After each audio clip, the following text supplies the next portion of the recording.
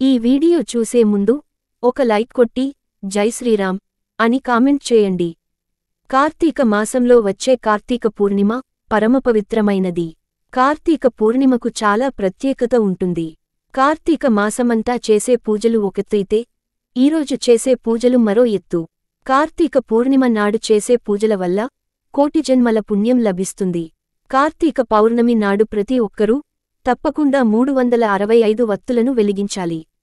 365 ఒత్తులు వెలిగించేటప్పుడు తీసుకోవలసిన జాగ్రత్తలు ఏమిటి? పాటించవలసిన నియమాలు ఏంటి? ఏ సమయంలో 365 వత్తులను వెలిగించాలి? అలాగే ఈ పౌర్ణమి రోజున ఎటువంటి పూజలు చేస్తే శివుని అనుగ్రహం లభిస్తుందో ఈ వీడియోలో తెలుసుకుందాం. నవంబర్ 15వ తేదీన శుక్రవారం నాడు కార్తీక పూర్ణిమ వచ్చింది. ఈ పూర్ణిమ తిథి ఉదయం 6:31 ప్రారంభమవుతుంది. కార్తీక పౌర్ణమి నాడు ఎవరికి తోచిన విధంగా వారు పూజలు చేస్తూ ఉంటారు. అసలు కార్తీక పౌర్ణమి పూజా విధానం గురించి మనం పురాణాల్లో ఏమని చెప్పారంటే, కార్తీక పౌర్ణమి రోజున ఖచ్చితంగా నదీ స్నానం చేయాలి. ఈ రోజు నదీ స్నానం చేయడం వల్ల కోటి జన్మల పుణ్యఫలం లభిస్తుంది. కార్తీక పౌర్ణమి నాడు నదీ స్నానం చేయలేనివాళ్లు ఇంట్లో స్నానం చేసేటప్పుడు నీటిలో కొంచెం గంగాజలం వేసుకుని స్నానం చేస్తే పుణ్యనదుల్లో స్నానం చేసినంత పుణ్యం లభిస్తుంది. గంగాజలం లేనివాళ్లు నీటిలో పసుపు వేసుకుని స్నానం చేయవచ్చు. ఉదయం ఇలా స్నానం చేసిన తర్వాత పూజగదిని శుభ్రం చేసుకుని ఇంట్లో దీపారాధన చేసుకోవాలి. ఈ రోజున పూజలు చేసేవారు కేవలం ఆవు నెయ్యితో మాత్రమే దీపాలను వెలిగించాలి. ముఖ్యంగా కార్తీక పౌర్ణమి నాడు ఉదయం చేసే పూజల కన్నా సాయంత్రం చేసే పూజలకే రెట్టింపు పుణ్యఫలితం లభిస్తుంది. కాబట్టి ఈ పౌర్ణమి నాడు సాయంత్రం సమయంలో ఖచ్చితంగా పూజలు చేయాలి. కార్తీక పౌర్ణమి రోజున రోజంతా ఉపవాసం ఉండి సంధ్యా సమయంలో 365 వత్తులను వెలిగించడం ద్వారా ఎంతో పుణ్యఫలం దక్కుతుంది. సాయంత్రం 6 దాటిన తర్వాత ఇంటి గుమ్మం ముందు 2 దీపాలు వెలిగించి ఇంట్లో దీపారాధన చేసి శివాలయానికి వెళ్లి 365 వత్తులతో దీపారాధన చేయాలి. శివాలయాల్లో దీపాలు వెలిగించలేనివారు మీ ఇంట్లోనే తులసికోట ఎదుట 365 వత్తులతో దీపారాధన చేయవచ్చు.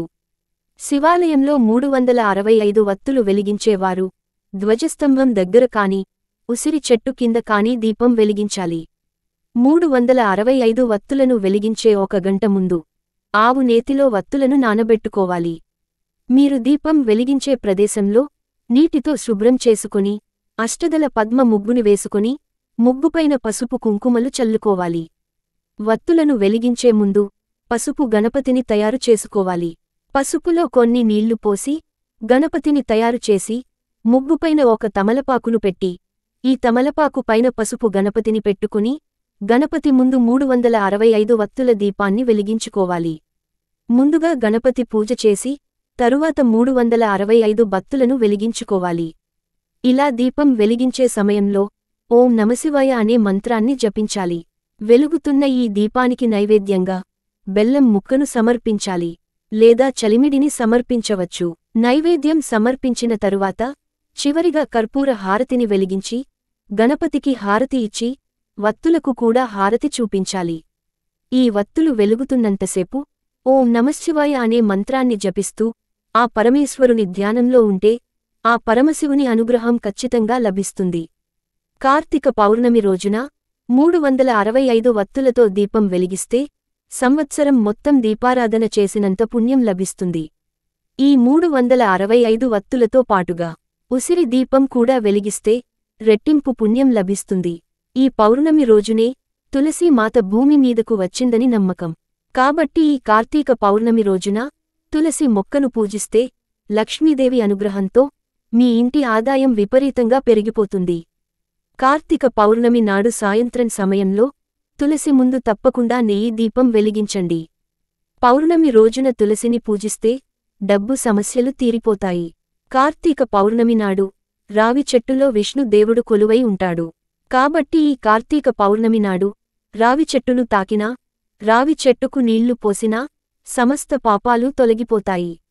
రావి చెట్టుకు పూజ చేయడం వల్ల ఆకస్మిక ధనప్రాప్తి కలుగుతుందని నమ్మకం.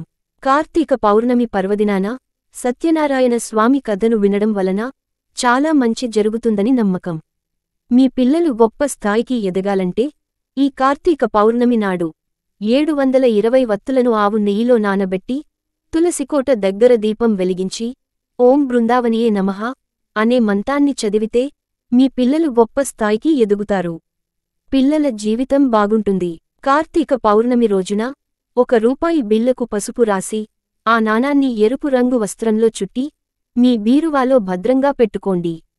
పౌర్ణమి నాడు ఇలా చేయడం వలన మీ కుటుంబంలో సంపదలు పెరిగి మీ కుటుంబమంతా ఆరోగ్యంగా ఉంటారని నమ్మకం. కార్తీక పూర్ణిమ రోజున లక్ష్మీదేవి ప్రవేశం కోసం మీ ఇంటి ప్రధాన ద్వారం పైన పసుపుతో స్వస్తిక్ గుర్తును వేయండి. కార్తీక పౌర్ణమి రోజున గుమ్మం ముందు స్వస్తిక్ ఉంటే లక్ష్మీదేవి మీ ఇంట్లోకి అడుగుపెడుతుంది.